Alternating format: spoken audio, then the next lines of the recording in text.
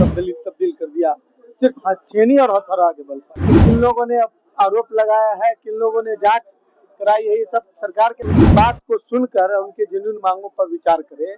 ये आपसे असहमति व्यक्त करने वाला आदमी यदि नक्सलवादी है तो सब उन लोगों के लिए प्रेरणा है कि वो भी उठ खड़े हों और अपने सम्मान और राष्ट्रगान और राष्ट्र गीत के ऊपर भी राजनीति शुरू हुई। भारतीय जनता पार्टी के लोग को लग रहा है कि उनके कंधे पर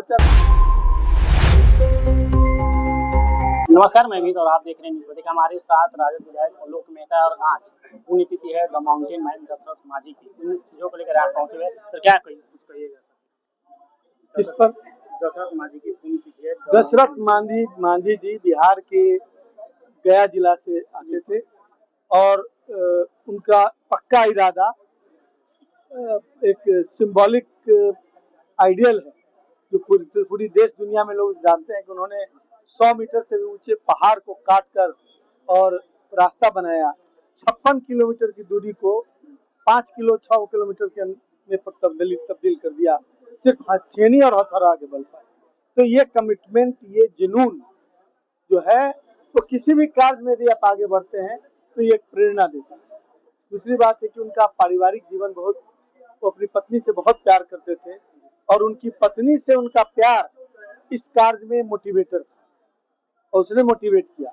मैं इस तरह की भावनाओं का सम्मान करता हूँ और चूंकि दशरथ मांझी जी समाज के सबसे अंतिम पंक्ति के लोगों में थे, इसलिए उस जमाने में उनका ये कमिटमेंट और जो अत्याचार है उसके खिलाफ उन्होंने लड़ाई भी की थी।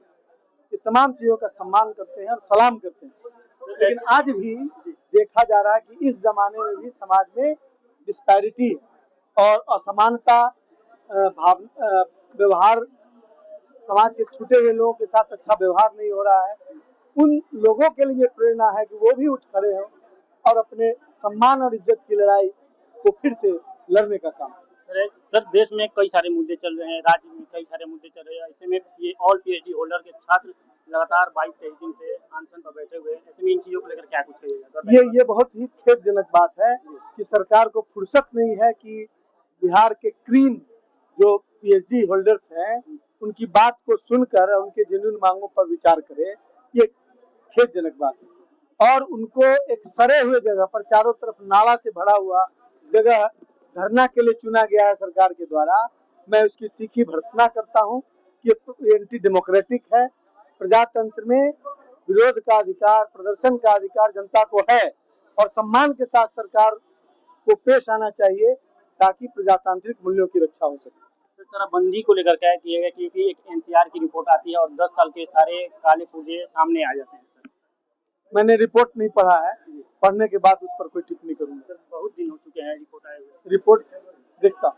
सर, ऐसे में जो घोटाले आ रहे हैं, डस्टबिन घोटाले को लेकर क्या कुछ कहिएगा? अरे सारी बातों का जायजा लिया जा रहा है और अभी तो पहले आपस में फरिया ले लो, क्योंकि किन लोगों ने आरोप लगाया है, किन लोगों ने जांच कराई है, ये सब सरकार के अंदर ही सब चल रहा है।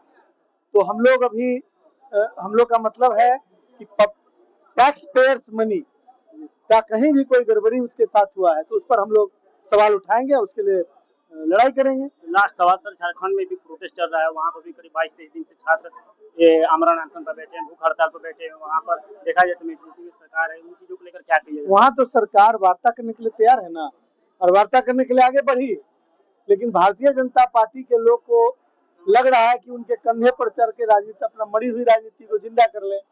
इसलिए वो लोग भी प्रयासरत है कि बीच बीच में छात्रों में से किसी को पोक करके या अपने किसी आदमी को घुसाकर वो उसको डिस्टर्ब करना चाहते हैं। लेकिन सरकार ने माना है 80% बातों को और उस पर वार्ता शुरू है। मैं अपेक्षा करता हूं कि छात्रों की जेन्युइन समस्याओं के प्रति सरकार संवेदनशील होगी। पटना की सड़कों पर राहुल गांधी, सोनिया गांधी और मल्लिकार्जुन खड़गे के मुर्दाबाद के नारे लगे कल शाम को। सर, इन चीजों को लेकर क्या कहिएगा, क्योंकि जो वंदे मातरम है राष्ट्रीय गीत, उन पर भी अब सियासत स्टार्ट हो चुकी है। ये खेदजनक बात है कि राष्ट्रगान और राष्ट्र गीत के ऊपर भी राजनीति शुरू है और यह यदि कोई अपराधी है तो उसको जेल में डालो। इस तरह से तुम सड़क पर किसी को कोई जय श्री राम नहीं बोलेगा तो उसको उस पर इस तरह के अभद्र भाषा का प्रयोग या कोई वंदे मातरम नहीं बोलेगा राष्ट्रगान राष्ट्र की इज्जत और प्रतिष्ठा का प्रतीक है। हर व्यक्ति खड़ा होकर उनका सम्मान करते हुए गाना गाता है। आपने अभी नया नया रोज नियम बना रहे हैं। वंदे मातरम कोई पहली बार सिस्टम में थोड़े आया है। वंदे मातरम तो जब मोदी जी प्रधानमंत्री नहीं थे और मैं उस समय सांसद था, उस समय लोकसभा में साइन डाई के दिन वंदे मातरम गाया जाता था, खुशी खुशी सब लोग गाते थे। लेकिन इसको जब आप पूरी तरह कम्युनलाइज करने की कोशिश कीजिएगा, पूरी तरह पॉलिटिकलाइज करने की कोशिश कीजिएगा, तो उसका रिएक्शन होगा। और यदि रिएक्शन को, जो प्रजातंत्र में किसी को अपनी अभिव्यक्ति की स्वतंत्रता है, और यदि उस रिएक्शन को आप नक्सलवाद का नाम दे रहे हैं, तो मैं समझता हूं कि आप नक्सलवाद की परिभाषा बदल रहे हैं। और आपसे असहमति व्यक्त करने वाला आदमी यदि नक्सलवादी है तो सब कोई नक्सलवादी है। धन्यवाद। तो देखिए, हमारे साथ राजद के विधायक आलोक मेहता थे और सारे सवालों को किस प्रकार से जवाब देते हुए नजर आए, छात्रों को लेकर, साथ ही साथ सरकार की जो सिस्टम तंत्र है उन चीजों को लेकर भी जवाब देते हुए नजर आए। ऐसे में इन खबरों को लेकर आपकी क्या राय? फिलहाल इस खबर में इतना ही। आगे तमाम खबरों को जानने के लिए बने न्यूज़ 3R के साथ। धन्यवाद।